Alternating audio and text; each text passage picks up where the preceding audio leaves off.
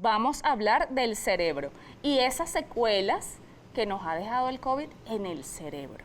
Ya ustedes han escrito, tengo lagunas mentales, no me acuerdo, no se me olvidó esa palabra, no sé qué iba a hacer, llegué al sitio, iba a hacer una cosa y ya se me olvidó. Bueno, aquí está el neurólogo internista, el doctor Orlando Vivas. Él trabaja en la clínica Santa Sofía y ha venido aquí, bueno, para educarlos a ustedes, para que aprendan. ¿Y qué es lo primero que vamos a hacer? Bueno, conocer el cerebro, doctor. Bienvenido. Claro que sí. Gracias. Buenos días, Yeru. ¿Cómo están? Gracias a todo el equipo. Bueno, vamos a conversar un poco, antes de entrar, digamos, en lo que es el problema, ¿no? Desde el punto de vista médico, conocer lo que es el sistema nervioso central, ¿no? Y el sistema nervioso periférico. Si podemos ver, el cerebro consta de dos hemisferios y a su vez hay una porción más inferior que forma parte, aquí lo podemos ver, lo que es el tronco del encéfalo, en donde tenemos mesencéfalo, protuberancia, bulbo raquídeo y más abajo la médula espinal. Todo esto conforma el sistema nervioso central. Desde la médula emergen algunas raíces que forman nervios raquídeos y posteriormente troncos, fascículos y nervios periféricos que también se pueden ver afectados por esta patología. Entonces, tenemos que saber que dentro de la infección por el coronavirus, por el SARS-CoV-2, que es el agente causal del COVID-19, puede haber afectación del sistema nervioso central y del sistema nervioso periférico. Dependiendo de cuál sea el caso, digamos la severidad del mismo, podemos tener pacientes que son asintomáticos, pacientes leves, pacientes que hacen una fase inflamatoria a nivel pulmonar y otros que hacen una respuesta inflamatoria sistémica, que lo hemos escuchado a lo largo de estos 2 años, ¿no? Hay pacientes que durante la fase asintomática no presentan, como su mismo nombre lo dice, síntomas, pero los pacientes con COVID leve pueden tener algunas manifestaciones que desde el principio se han hecho, vamos a decir, están en el top de los síntomas más predominantes, como es la cefalea, principalmente la pérdida del olfato, la pérdida del gusto. Algunos pacientes refieren sensación de mareos como los 4 síntomas principales. A lo largo de la evolución de esta patología y las variantes que hemos visto, ya esos síntomas se han ido modificando un poco, ¿no? Ya no son tan predominantes como lo eran al principio. Muchas de las personas se aquejan actualmente de alteraciones cognitivas. Siempre dicen, se me olvida algo. O sea, después del COVID mi memoria no es la misma. Y de cierta manera tienen razón. Pero esto obedece a varias circunstancias o varias razones que pueden estar relacionadas propiamente con la patología, digamos el agente causal, el proceso inflamatorio que ocurre, y también puede estar relacionada con lo que conlleva desde un punto de vista del estado de ánimo este tipo de problema médico, ¿no? Sabemos que, hablando del sistema nervioso central, podemos tener encefalitis, que es la inflamación del encéfalo, pacientes que cursan con meningoencefalitis, cuando además del encéfalo también hay una inflamación de las meninges, cosa que no es tan frecuente en estos casos, es más frecuente la encefalitis.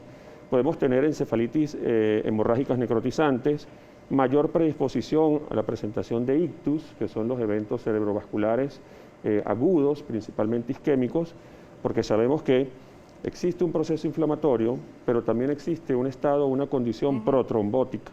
¿Qué significa eso? Tiende a formar trombos y al formar trombos obstruye el vaso sanguíneo, no llega a la sangre y se produce una isquemia o lo que conocemos comúnmente como un ACV.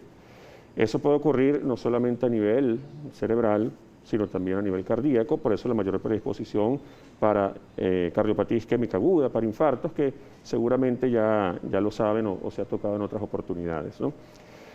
Hay una patología muy interesante, ¿no? Desde el punto de vista médico, pero evidentemente catastrófica para el paciente cuando lo tiene, que es la afectación del nervio periférico, una polineuropatía o polirradiculoneuropatía, que la conocemos comúnmente como un síndrome de Guillain-Barré, que están relacionadas con este tipo de infección, ¿no?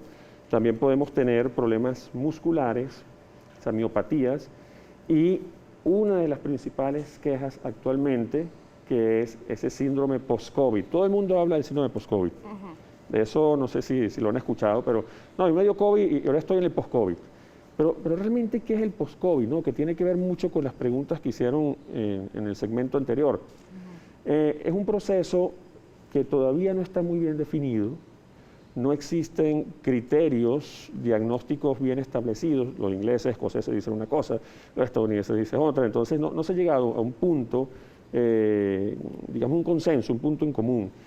Lo que se estima es que ese síndrome post-COVID puede tener un síndrome, un COVID agudo persistente, que es más o menos hasta las 4 semanas, de 4 a 12 semanas, y después de las 12 semanas, que es lo que es el long COVID o el COVID prolongado. ¿Cuáles son las manifestaciones? El paciente que tuvo COVID, llega a la mañana, no me puedo levantar de la cama, siento que me duelen los músculos, me duelen las articulaciones, me siento mal, puede tener inclusive tos seca que persiste a lo largo del tiempo, y estas alteraciones de la memoria, algunos los han catalogado como el síndrome de la niebla o neblina mental, en donde el paciente simplemente no es el mismo.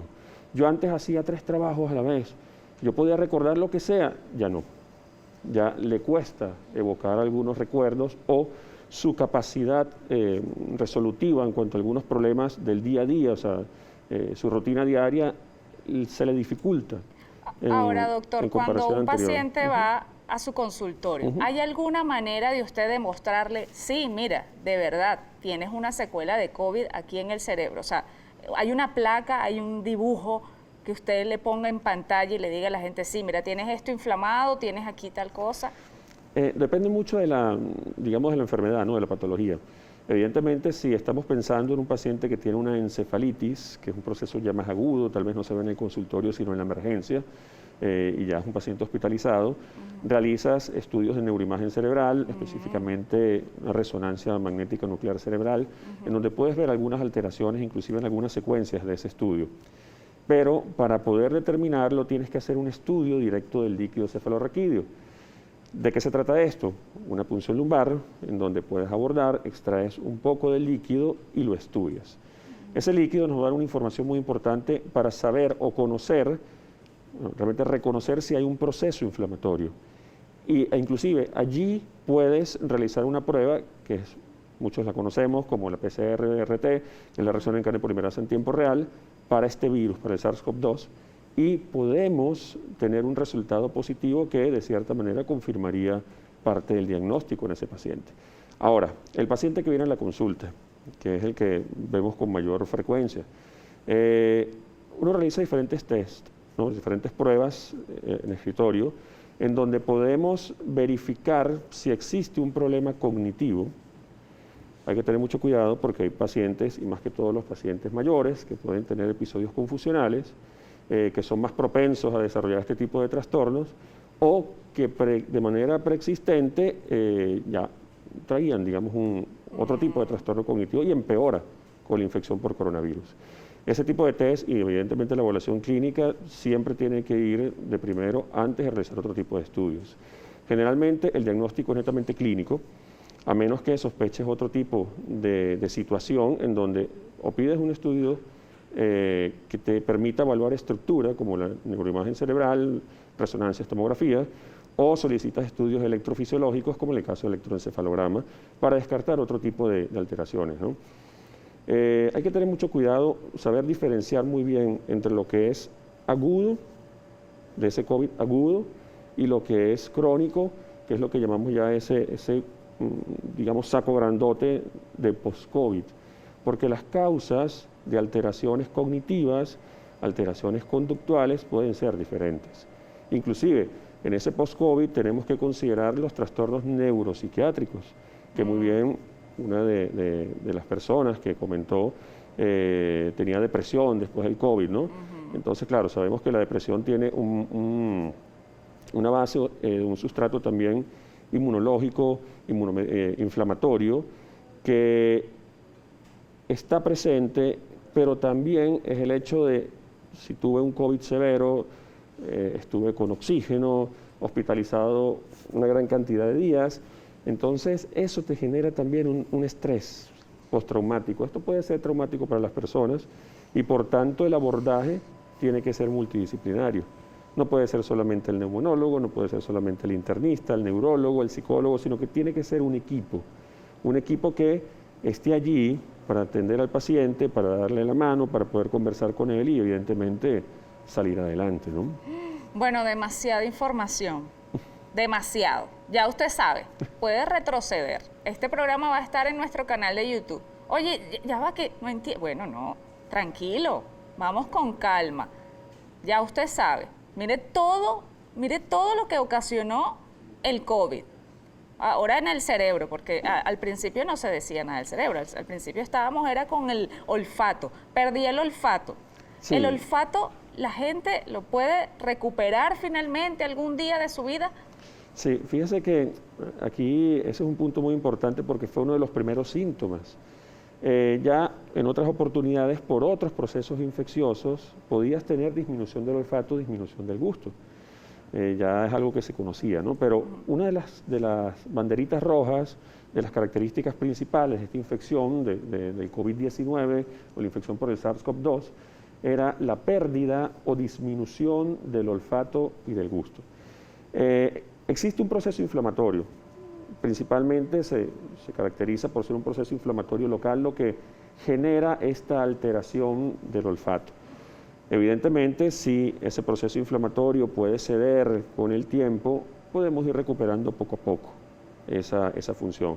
Hay algunos pacientes que inclusive ya después de 12 meses, 16 meses, aún no lo han recuperado completamente. Incluso se les altera, doctor, porque sí. La gente, oye, las cotufas no me saben igual. O sea, las tolero, pero no me sabe igual. Correcto. ¿Eso también con el tiempo se puede arreglar solito? En la mayoría de los pacientes sí. De hecho, son pocos los pacientes que persisten todavía con el déficit, pero con el tiempo sí pueden mejorar.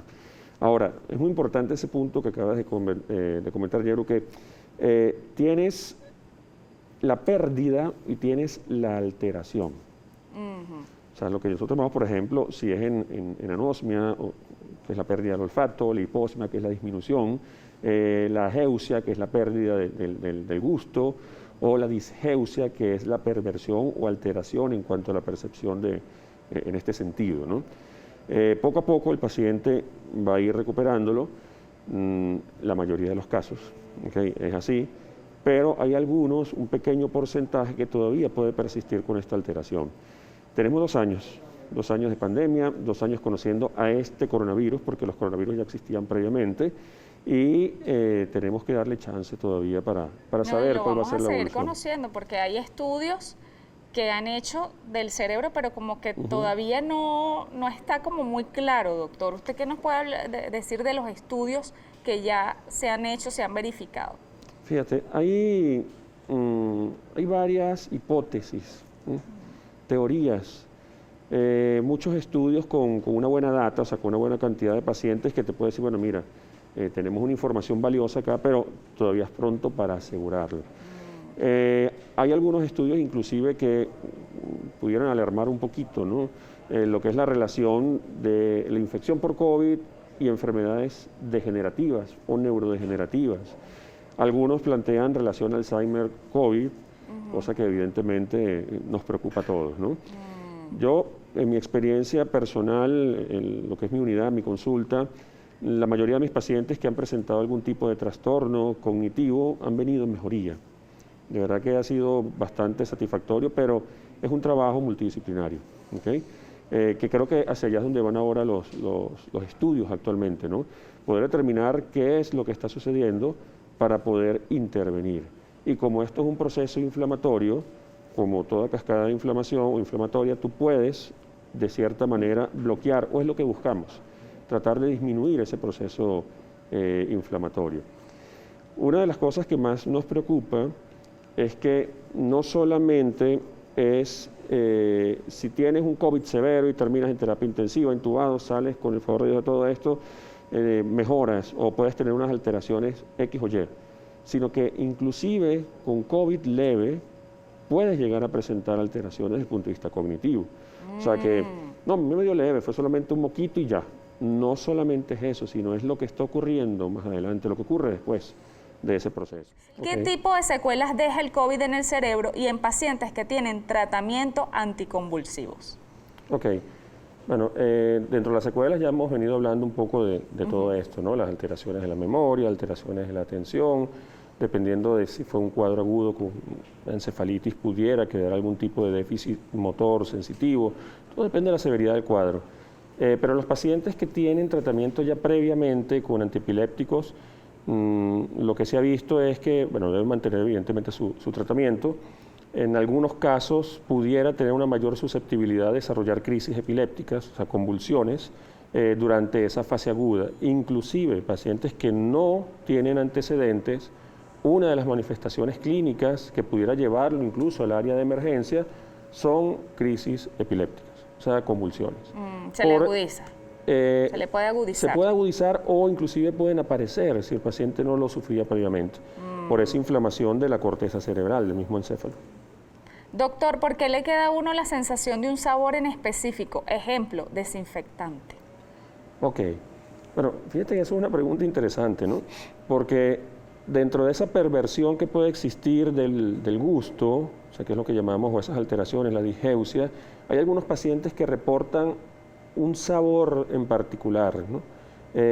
Saber por qué es este sabor en específico, mira, no lo sabemos, pero puede ser sabor a desinfectante, algunos se refieren que sabe a cloro, otros dicen que mira, solamente percibo el sabor de las carnes como si estuviese un poquito ya pasada, ¿no? Un poquito quemada, y todo lo percibo así, o sea, como un poco ahumado. Yo he inclusive, escuchado que me sabe a hierro, tomo una gaseosa, un refresco y me sabe a hierro, a metal.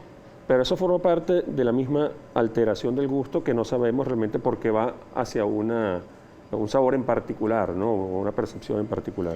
Me dio COVID, dice Magali, me duele el cráneo, se me olvidan las cosas anoche, no podía respirar bien, ¿será una secuela? Sí, de hecho, dentro de ese síndrome post-COVID o ese COVID prolongado, uno de los síntomas más resaltantes es lo que acaba de comentar Magali.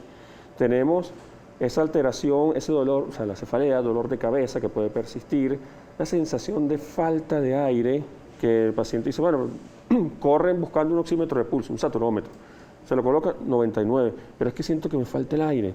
Es una sensación que presentan y que no está relacionada aparentemente con un trastorno en la oxigenación, aunque hay que tener mucho cuidado porque recordemos que estos son trastornos que son protrombóticos y pudieran existir otro tipo de complicaciones que lleven a esa sensación de falta de aire, inclusive con dolor a nivel del tórax. Dentro de ella el embolismo pulmonar, que puede ser masivo, puede ser microembolismos y pudiera llevar a esta sensación. O sea, debe revisarse los pulmones. Evidentemente todo, sí. Bueno, el corazón, todo. Evidentemente sí, porque es un proceso inflamatorio severo, generalmente. Es un proceso inflamatorio, es un proceso que es protrombótico y que evidentemente condiciona un daño futuro, que tenemos que revisar. Milagros, yo quedé muy nerviosa. ¿Es normal luego de la enfermedad? Ok, eso también lo estábamos conversando previamente, ¿no? Están los trastornos neuropsiquiátricos, el trastorno depresivo, el trastorno de ansiedad generalizada, el trastorno de estrés postraumático. Hay muchas personas que no quieren volver a pasar por esta situación y evidentemente eso genera estrés, genera ansiedad. La recomendación en ese caso evidentemente es acudir con el especialista, con un psiquiatra, con un psicólogo, para poder orientar el caso y evidentemente ayudarla con su problema de salud. Bueno, pero sí pasa con frecuencia. Más adelante vamos a hablar con una psicóloga. Ok. Merxi, ya se me olvidó lo que quería preguntar. Bueno, mira, estás mal, ya lo demostraste. Mis manos y pies con mucho dolor, inflamación y olvidadiza después del COVID. Ok, hay que definir muy bien en este punto, cuando refieren dolor en las extremidades, si hay realmente un proceso inflamatorio a nivel articular, si es dolor de origen muscular o si por el contrario se debe a afectación del nervio periférico. Por eso en la introducción o al principio hablamos del sistema nervioso central y el sistema nervioso periférico. En este contexto, este proceso inflamatorio, puede haber afectación del sistema nervioso periférico, de esos nervios, y condicionar a dolor o inclusive alteraciones molestas como sensación de hormigueo o sienten que adormecimiento en las extremidades. Sería cuestión de evaluar para saber hacia dónde va O sea, si es un problema neuroperiférico, un problema articular o muscular, y evidentemente que la cefalea puede mantenerse y necesita de evaluación. Neida dice, temo haber perdido recuerdos, siento que me cuesta prestar atención y entender cuando leo. Ok. Fíjate que Neida comenta algo interesante, ¿no? Hemos estado hablando de alteraciones cognitivas, alteraciones de la memoria, pero ella dice que le cuesta prestar atención. También se ha visto que la disminución o la falta de atención forma parte de este síndrome post-COVID y ese síndrome de neblina o niebla mental. Evidentemente esto puede mejorar con el tiempo, pero necesita de terapia, ¿no? En rehabilitación cognitiva, tal vez si antes hacías 10 cosas a la vez, mira, baja un poquito la intensidad, puedes hacer menos cosas para que no pierdas el enfoque y evidentemente no falle tu atención, pero eso puede ir mejorando poco a poco. Evidentemente un detalle que quisiera comentar acá que es muy importante, dentro del qué se puede hacer para mejorarlo, aparte de consultar al especialista, importantísimo todas estas medidas que no son farmacológicas. ¿A qué se refiere esto? Realizar ejercicio físico aeróbico, porque realmente el mejor oxigenante cerebral, que mucha gente pregunta en la consulta al doctor, mándame un oxigenante cerebral, mira, hay una capsulita que tenga oxígeno adentro, te la tomas y llega al cerebro, o sea, eso no existe, ¿no? Pero el ejercicio físico aeróbico es el mejor oxigenante cerebral si queremos uno, ¿ok? Evidentemente la rehabilitación cognitiva, tratar de mejorar nuestra alimentación, con todo esto del distanciamiento social, bueno, tratar de no alejarnos mucho de las personas desde el punto de vista de la interacción social, ¿no?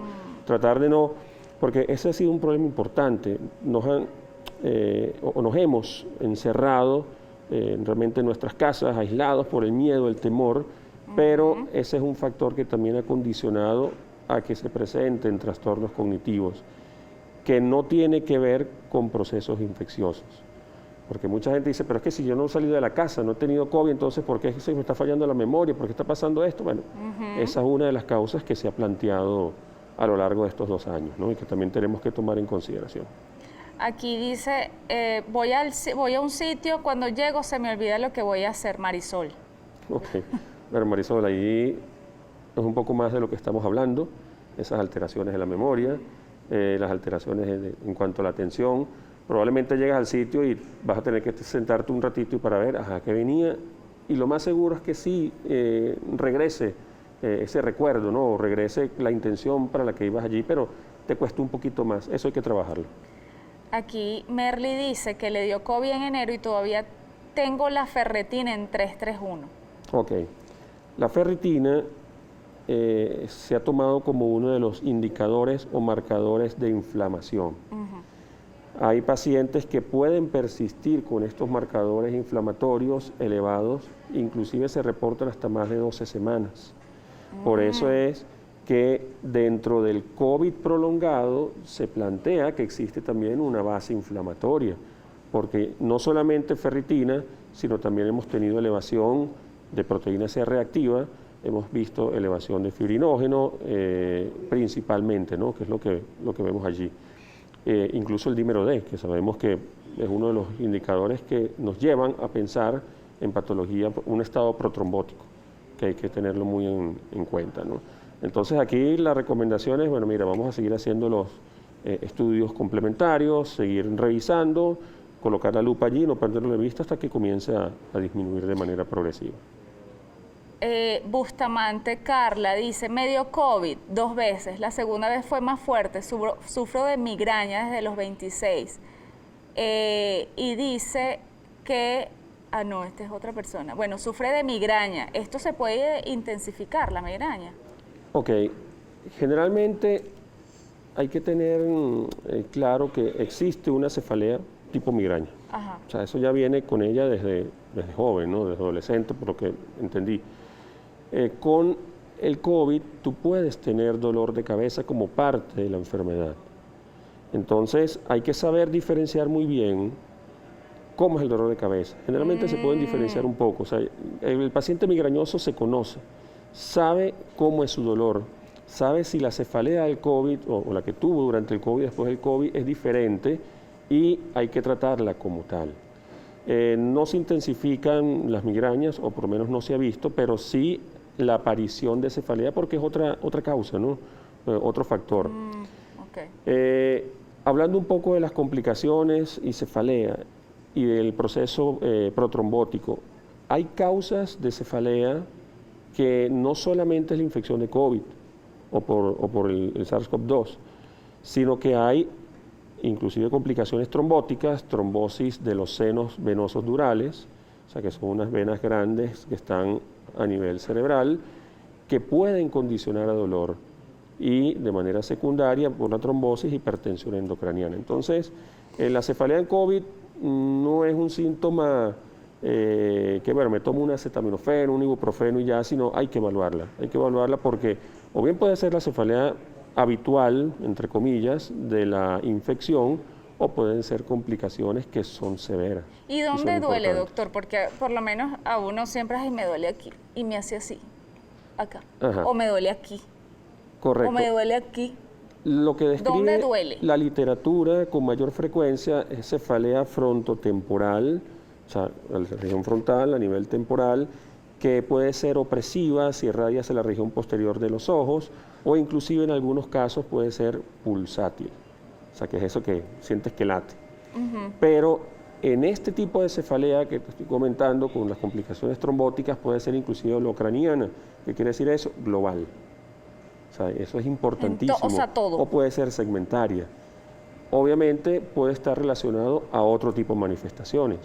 Si tenemos un síndrome de hipertensión endocraniana, puedes tener episodios eméticos, o sea, vómitos de manera incoercible, que generalmente no avisan, son explosivos, o algún tipo de déficit desde el punto de vista físico, puede ser motor, puede ser sensitivo, o sea, hay que evaluarla. Hay que ver todo el contexto y no solamente ese síntoma. Ok, doctor. Aquí está José Luis, dice, tengo dolor intenso debajo del oído y parte de atrás de la cabeza luego del COVID. Ok, ese dolor, vamos a ver qué pudo haber sucedido, ¿no? Porque él puede migrar, o sea, puede estar en varios lugares, esa puede ser una de las localizaciones habituales hacia la región temporooccipital. Hay que descartar otras causas, como por ejemplo la cefalea tensional, que la contractura muscular también puede llevarlo a, o sea, hay muchas manifestaciones que hay que tener en consideración. Cuando ocurre este tipo de dolor, y más que todo en el COVID agudo o post-COVID, puede ser el síntoma inicial de afectación de un nervio periférico. ¿Okay? Es un nervio craneal que se comporta como si fuese un nervio periférico, que es el nervio facial. Puedes tener dolor y después el déficit, que es que no, mire, de repente yo tenía COVID y pasa el COVID y la cara se desvió, la boca se desvió. Entonces, esa parálisis facial puede estar relacionada con este proceso también. Por eso es que no hay que despreciarlo. La cefalea es un síntoma muy importante dentro de esta patología y que puede dar una connotación totalmente distinta, no solamente como parte del COVID leve, sino como complicaciones que pueden presentarse. Ahora vamos a hablar del ACV. No hemos hablado del ACV. Ok. Bueno, el ACV, realmente por definición, pudiéramos tratar de ir cambiando un poquito por SB, que es enfermedad cerebrovascular. Anteriormente ya no le ACV. dicen accidente. No, ya ese concepto está cambiando un poco, ¿no? Okay. Llevamos por lo que es enfermedad cerebrovascular. Sabemos que existen diferentes tipos de enfermedad cerebrovascular. Lo que conocemos con mayor frecuencia, tal vez, las isquémicas, las hemorrágicas. El más sencillo, isquémicas, se obstruye, no hay flujo. Hemorrágicas, se rompe, sale sangre. ¿Okay? Para concatenar esto con el COVID, con lo que es el COVID-19, hablamos un poco de ese estado inflamatorio, hablamos un poco del estado protrombótico. Si favorece la formación de trombos, evidentemente favorece la obstrucción de los vasos. Si esto ocurre, entonces podemos tener una disminución del flujo y por ende ocasionar una isquemia y esa isquemia a ese evento cerebrovascular, el ictus. Con el tiempo hemos visto que en el contexto de un proceso inflamatorio por coronavirus, por SARS-CoV-2, aumenta la incidencia de enfermedad cerebrovascular en estos pacientes. ¿Qué quiere decir esto? Que aumenta la probabilidad de que pueda llegar a presentar un evento cerebrovascular agudo.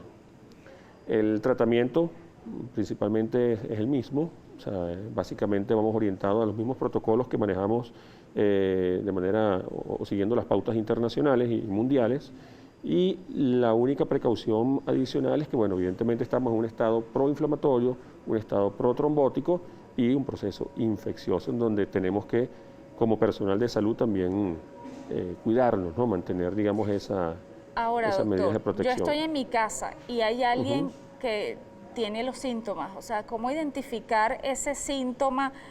Tengo mi papá o mi mamá o un primo en la casa. ¿Cuáles son los síntomas de alerta para yo identificar tiene una enfermedad cerebrovascular? Ok, existen varios síntomas, ¿no? De hecho, incluso hay pautas para poder actuar de inmediato si los llegas a presentar. Uno de ellos son alteraciones de conciencia. Un paciente que de repente está hablando con nosotros y cae, pierde la conciencia de manera súbita. Un déficit motor, ¿a qué llamamos déficit motor? De repente está hablando con nosotros y no mueve el brazo, presenta una paresia, una disminución de la fuerza o ausencia de la fuerza. De repente presenta disminución de la sensibilidad o ausencia de la sensibilidad. Dice, mira, siento la mitad derecha del cuerpo, pero la izquierda no sé qué pasó. Alteraciones del lenguaje. Está hablando con nosotros y tú le dices, le preguntas algo y no entiende lo que le preguntas o no puede comunicarse. O sea, todo lo que implique una afectación aguda, un déficit neurológico agudo, en este contexto hay que pensar inmediatamente una enfermedad cerebrovascular. ¿Y qué hago? Correr, llamar a emergencias, ir a un área de emergencia de alguna institución para poder atender de inmediato a ese paciente. ¿Sabeo mi familiar primero, así salgo corriendo? Evidentemente, mantener la calma. Ok. O sea, respira, mantienes la calma, llamas, lo ideal sería llamar a una institución, una empresa, un 911, ambulancia, el traslado de inmediato, notificar al centro donde va y poder hacer los estudios pertinentes. Pero mantener la calma, estabilizar al paciente, evitar cualquier cosa que pueda estar cerca si llega a perder la conciencia o si llega a caer y en ese momento llevarlo de inmediato al área de emergencia. ¿Qué pasa si uno se tarda? Fíjate, hay una premisa que todos los neurólogos manejamos y que para nosotros es como que tenemos que repetirlo todos los días y se lo repetimos a nuestros colegas, que tiempo es cerebro. Mientras más tiempo pase desde el inicio de los síntomas hasta llegar al área de emergencia e identificar el problema, es mayor el daño que sufre el tejido cerebral. Algo que quisiera rescatar de este punto, aprovechando la ocasión, es que todo el mundo dice, me duele el pecho, tengo un infarto, tengo que correr. Pero también aquí arriba en el cerebro puede ocurrir lo mismo, o sea, un infarto, como ocurre acá, ocurre aquí arriba. Y también necesitamos correr. A lo largo de los años hemos intentado rescatar porque vemos que, ojo, no tengo nada contra los cardiólogos son mis amigos, pero corren más con un infarto, con dolor en el pecho, que con un déficit neurológico focal, que puede expresar un infarto cerebral. Entonces, aquí, tiempo cerebro, hay que correr. Ocurre un déficit, lleve de inmediato al área de emergencia, no espere. Mucha gente, no, vamos a ver si se le pasa. No, tiene que acudir al área de emergencia. Eso es una regla. Ahora, doctor, bueno, ya corrí, ya tiempo cerebro, agarré, corrí al hospital, a la clínica. Se le torció la boca a mi familiar, se le durmió el brazo, no sé qué le pasó. ¿Hay cura? ¿Hay tratamiento? Primero, identificar la causa. Si evidentemente es un evento vascular cerebral que es isquémico y estamos en una ventana, en un tiempo que permite tratarlo, tú tienes tratamientos que son fibrinolíticos, o sea, tratamientos que pueden eliminar esa obstrucción, que puede ser por fármacos o inclusive mecánicos. O sea, que son tratamientos o terapias endovasculares en donde el neuroradiólogo interviene en ese equipo multidisciplinario que siempre intentamos manejarlo. Si esto se hace en un periodo de tiempo prudencial, el paciente puede llegar a mejorar. Anteriormente se hablaba de 2 horas y media, 4 horas, hay algunos estudios que inclusive en relación en cuanto a diferentes técnicas en neuroimagen pudiéramos prolongarlo un poquitito más para obtener éxito y el paciente pudiera mejorar el déficit. Pero mientras más tiempo pase, evidentemente que ese déficit va a ser, el daño va a ser mayor y el déficit puede quedar, o sea, puede haber una secuela. Si queda la secuela, bueno, hay que comenzar con ese tratamiento posterior y que es rehabilitación, terapia física. Pero sí puede llegar a ser el mismo, la persona. Depende de la extensión del daño. En algunos casos se puede recuperar en gran parte la funcionalidad del paciente. Hay otros en los cuales evidentemente el déficit puede quedar. Qué mal. Bueno, dice Teplanas, ¿hay vitaminas, medicamentos, alimentos, ejercicios que pueden ayudar a revertirlo? ¿En el ACV o estaremos hablando del post-COVID? Bueno, vamos a responder del ACV. Sí, porque si es el ACV, bueno, evidentemente creo que eso viene para todos nosotros, ¿no? Tener una buena alimentación, evitar en gran medida las grasas de origen animal, evitar los carbohidratos complejos, aumento del consumo de las frutas, de vegetales, realizar ejercicio físico aeróbico, insisto en ello porque es fundamental para poder mantener un buen flujo sanguíneo, para poder mantener una buena irrigación a nivel sanguínea, a nivel cerebral. Vitaminas que puedan realmente disminuir la probabilidad de ACV, mira, o de SB, no las hay, ¿no? Pero sí, si existe un paciente que, por ejemplo, tiene una condición, hiperhomocisteinemia, entonces tú puedes utilizar tratamiento específico para disminuir ese factor de riesgo. Si hay un paciente que fuma, o sea, tabaquismo activo, bueno, compañero, es el momento de alejarse del cigarrillo. Si es un paciente que no tiene sus horas de sueño de manera reglamentaria, si vive o su día a día es un constante estrés, hay que modificar un poco su estilo de vida. Eso es fundamental. Dentro de los factores de riesgo cardiovascular existen factores de riesgo modificables y factores de riesgo no modificables. Digo cardiovascular, ¿por qué? Porque eso también aplica a nivel cerebral. Pudiéramos agregarle cerebro cardiovasculares. Entonces, disminuir o tratar de modificar aquellos modificables como por ejemplo lo es la obesidad, la dislipidemia, que es el aumento de colesterol, por ejemplo, uno de ellos, aumentar el ejercicio físico aeróbico, mejorar la alimentación, alejarnos del cigarrillo, todo esto hay que hacerlo. Porque hay otros que son no modificables, como por ejemplo la edad. Tú no puedes, no, mira, déjame regresarme a los 30 y tengo 60, no puedes. El sexo, indudablemente, y la genética, la herencia. Eso ya no podemos hacerlo. ¿Y la persona le puede repetir un SB? Si existen factores de riesgo,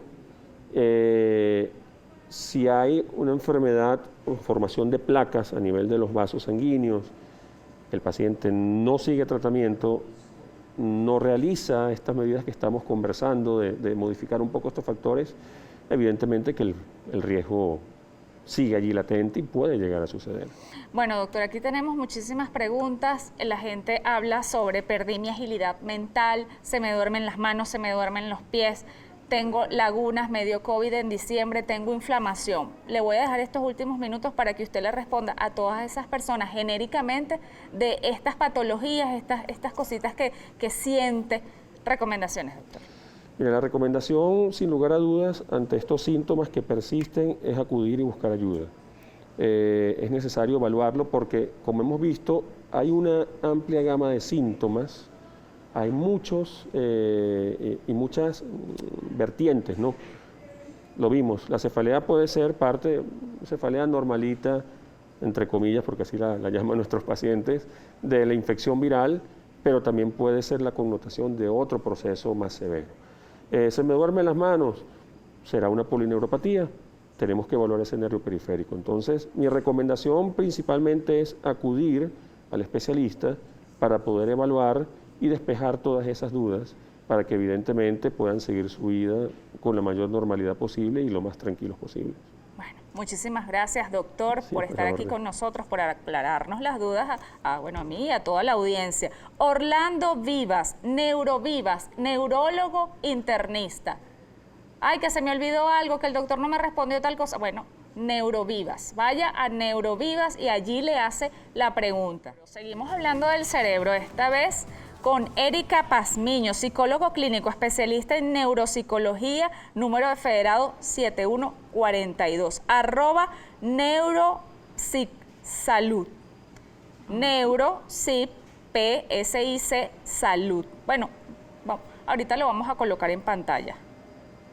Erika Pazmiño. Bueno, ya hemos hablado del cerebro, de toda la parte cognitiva, de las lagunas, de las memorias, se me olvidó, no recuerdo. Ahora vamos a hablar de la parte psicológica, de la parte mental. Bueno, la doctora nos dirá. La parte emocional. De la parte emocional.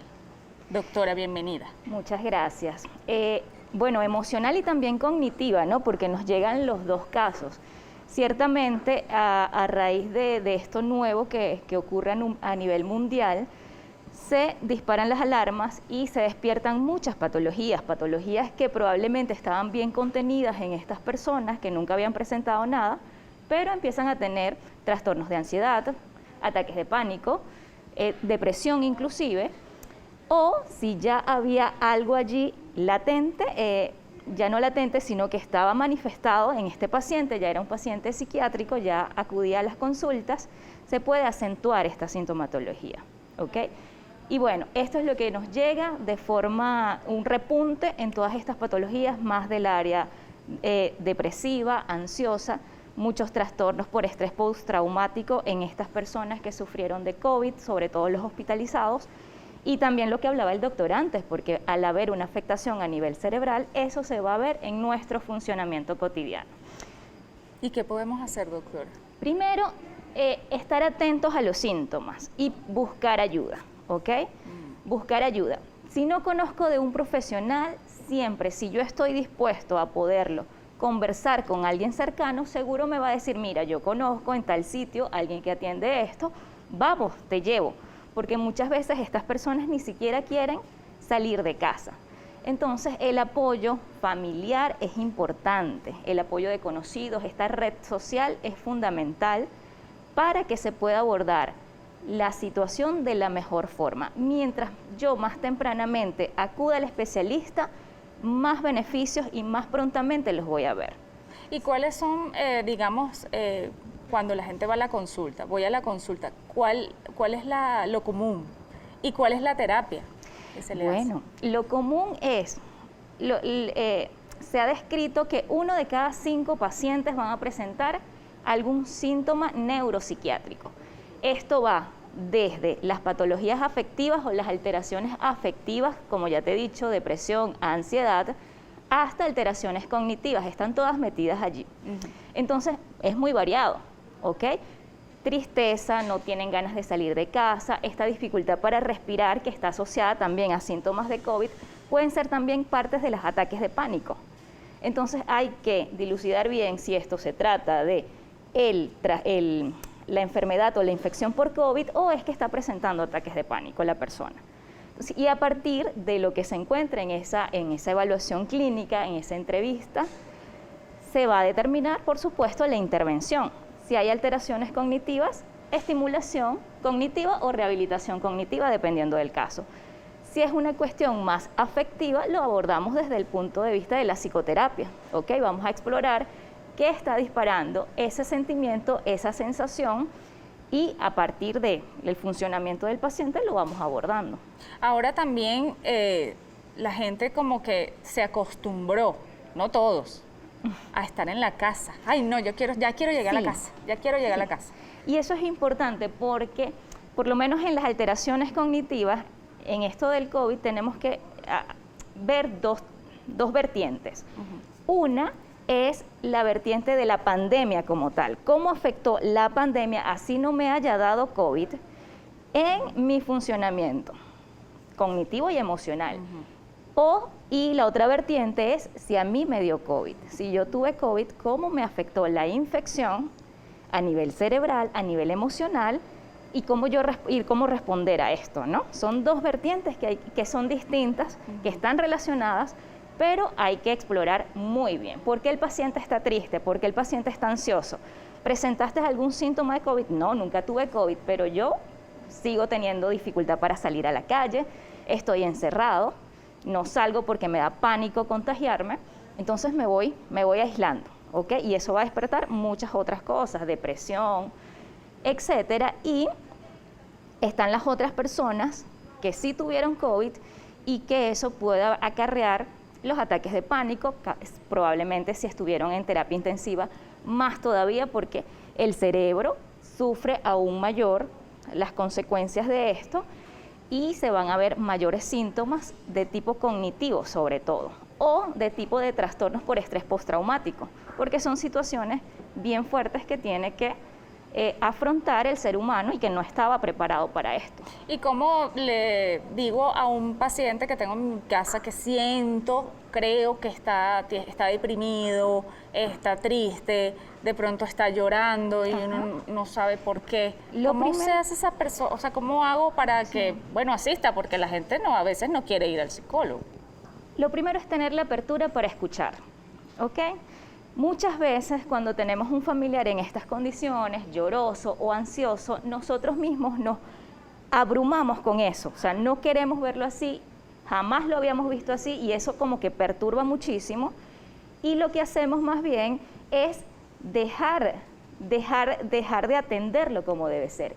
Y lo que se quiere es más bien tener la apertura para escuchar, para decir, ¿qué te pasa?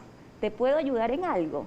Eso es fundamental y eso es importantísimo porque abre una brecha, ¿ok? En que el paciente pueda decir, oye, yo cuento con esta persona y capaz lo que tú dices, no se quiere abrir, está cerrado, está hermético, pero solo con esa intervención de ese familiar abre una posibilidad muy grande y se va a dar, a la larga, ese familiar va a hacer como los primeros pasitos para acudir al especialista. Bien, aquí Milagros dice, ¿cómo hacer con el nerviosismo? Pregúntale sobre el nerviosismo, cómo calmar a una persona nerviosa. Ok, cuando hablamos de nerviosismo ya se refiere probablemente a los síntomas de ansiedad, ¿ok? Yo estoy muy ansiosa, lo que te decía antes, muy ansiosa de salir a la calle, muy ansiosa del contacto personal y, bueno, toca poner pie en la realidad. Ciertamente estamos en una pandemia, ciertamente tenemos que cuidarnos, pero ya ha transcurrido un tiempo desde lo que era el inicio de esta pandemia, que realmente todos estábamos muy nerviosos, como dice la amiga, y bueno, ciertamente eso era normal, eso era esperable, pero ya a estas alturas tenemos que pensar que bueno, que ya están las medidas dadas, que está la vacuna, que hay protocolos que funcionan de forma adecuada si los llevamos como debe ser, y bueno, tenemos que caer como en realidad. ¿Qué es mi mente? Jugándome bromas, poniéndome miedos, y qué es la realidad. Eso es muy importante. Igual usted me corrige, el trastorno obsesivo compulsivo, que a veces ya la gente quedó con él. Sí, se disparó muchísimo. Quedó con las manos, con el alcohol. Ya se ha demostrado que, bueno, que si te infectas es de cara a cara, face to face con la persona, pero ya igualito la gente está... Siempre los extremos no son buenos. Y ese es un ejemplo claro de esto. O sea, las personas que tenían eso allí latente, con el trastorno obsesivo compulsivo, que no era esto, pero que habían ciertas características obsesivas, con la pandemia disparó todo esto del lavado de manos e incluso llegan a tener dermatitis o ciertas alteraciones de la piel por usar tantos estos productos. Bueno, vamos a seguir hablando sobre estos trastornos, pánico, perdí la memoria, no recuerdo. Ahorita estábamos hablando de la gente que ya está desorientada. ¿Cómo hacemos? ¿Cuáles son los ejercicios? Descríbanos algunos de los ejercicios que usted le hace hacer a estas personas según lo que tenga. Antes de llegar a los ejercicios hay una parte que es fundamental, que es la evaluación neuropsicológica. Sin la evaluación neuropsicológica vamos a ir como a ciegas, ¿ok? Y no es la idea. Entonces, realmente en los protocolos internacionales lo que se estipula es que paciente COVID hospitalizado, una vez que culmine la crisis, que el paciente esté estable, se realice la primera valoración neuropsicológica, ¿ok? allí vamos a tener una línea base de cómo está el paciente en todas estas áreas neurocognitivas o áreas cognitivas, cómo está la memoria, cómo está la atención, cómo está el cálculo, las funciones ejecutivas, todas estas son áreas que tenemos que evaluar. Y dependiendo de lo que esté disminuido allí, vamos a empezar a intervenir, ¿ok? Entonces, ciertamente, generalmente lo que se hace es que se trata de estimular todo el cerebro, o sea, hacer una estimulación general. Pero dependiendo de ese perfil, van a haber áreas que tengo yo que estimular mucho más que otras. Entonces, partiendo de allí, yo me voy a plantear una serie de ejercicios cognitivos, ¿ok? Son muy variados, muy variados. Podemos pensar en palabras por una letra determinada, ordenamiento de oraciones, memorizar algún texto y luego tratar de recordarlo a la hora, a las 2 horas, luego más en la nochecita.